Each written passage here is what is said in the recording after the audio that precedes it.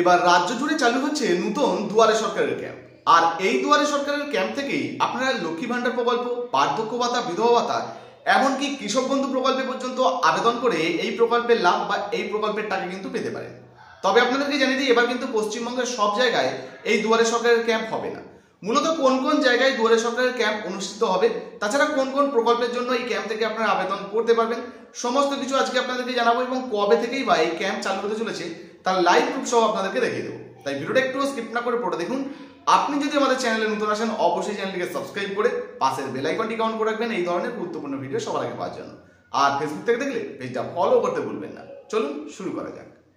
তো চলুন বন্ধুরা, প্রথমেই আপনাদেরকে দেখিয়ে দিই এই দুয়ারে সরকারের ক্যাম্প কবে থেকে চালু হবে, এই নিয়ে মুখ্যমন্ত্রী মমতা বন্দ্যোপাধ্যায় কি জানিয়েছেন। আমি মনে করি জানুয়ারির লাস্ট উইক থেকে ফেব্রুয়ারির ফার্স্ট উইক পর্যন্ত আর একটা করে দুয়ারে সরকার করবার জন্য। তো শুনতে পেলেন, মুখ্যমন্ত্রী মমতা বন্দ্যোপাধ্যায়ের নির্দেশ অনুযায়ী কিন্তু দুয়ারে সরকারের ক্যাম্প এই জানুয়ারি মাসেই হবে। জানুয়ারি মাসের শেষের দিকেই কিন্তু শুরু হয়ে যাবে। তবে এই দুয়ারে সরকারের ক্যাম্প মূলত সব জায়গায় হবে না, এই বিষয়ে কিন্তু তিনি ঘোষণা করেছেন। তো কি জানিয়েছেন চলুন সেটা আপনাদেরকে দেখিয়ে দিই। 26 তারিখে এসে যাবে প্রজাতন্ত্র দিবস। 26 তারিখের পর একটা ডেট দেখে আমি চিফ সেক্রেটারিকে বলবো যে বিশেষ করে প্রত্যন্ত এলাকাগুলোতে যাদের যেতে অনেক সমস্যা হয়, তার কারণ নদী পেরিয়ে যেতে হয়, সেই সব জায়গায় আর একটা করে দুয়ারে সরকার করবার জন্য। বিশেষ করে যারা কাস্ট সার্টিফিকেট এখনও পাননি, যারা লক্ষ্মীর ভাণ্ডারে এখনও নাম লেখাতে পারেননি, যারা স্বাস্থ্যসাথীতে এখনও নাম লেখাতে পারেননি, যারা পাট্টা পেতে পারেন কিন্তু পাট্টা পাননি, তাদের এই সমস্ত মানুষরা যাতে তাদের সময় মতো সুযোগগুলো পায়, তার জন্য এই কাজগুলো করবার জন্য আমি মনে করি জানুয়ারির লাস্ট উইক থেকে ফেব্রুয়ারির ফার্স্ট উইক পর্যন্ত চলবে এটা।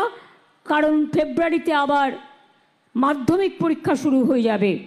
তো শুনতে পেলেন বন্ধুরা, দুয়ারে সরকারের ক্যাম্প মূলত প্রত্যন্ত যে সমস্ত এলাকাগুলো রয়েছে, যেখানে মানুষরা নদী পেরিয়ে আসেন বা এই ধরনের কোনো দুর্গম এলাকা রয়েছে, সেই সমস্ত এলাকায় কিন্তু এই ক্যাম্প চালু হবে এমনটাই কিন্তু জানা যাচ্ছে। এখন প্রশ্ন হচ্ছে কোন কোন প্রকল্পের আবেদন এই দুয়ারে সরকারের ক্যাম্পে করা যাবে। দেখুন, মূলত দুয়ারে সরকারের ক্যাম্পে কিন্তু একাধিক প্রকল্পের আবেদন হয়। যেমন এখানে যদি আপনারা জমির মিউটেশনের কাজ করতে যান সেটাও কিন্তু হয়।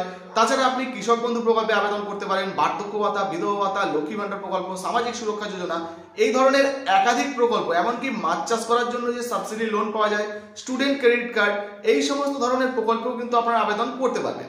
তো বর্তমানে এই দুয়ারে সরকারের ক্যাম্পে আপনি কোন প্রকল্পে আবেদন করতে চান অবশ্যই নিচে কমেন্ট বক্সে কমেন্ট করে জানাবেন। তো এই ক্যাম্প চালু হলে আশা করা হচ্ছে প্রত্যন্ত এলাকাগুলি ছাড়াও অন্যান্য বেশ কিছু এলাকাতেও এই ক্যাম্প চালু হতে পারে। আর এখান থেকেই আপনারা একাধিক প্রকল্পের জন্য আবেদন করতে পারবেন। কোনো প্রকল্পে 1200 টাকা, কোনো প্রকল্পে 5000 টাকা, কোনো প্রকল্পে 25,000 টাকার সুবিধা কিন্তু আপনারা পেয়ে যাবেন।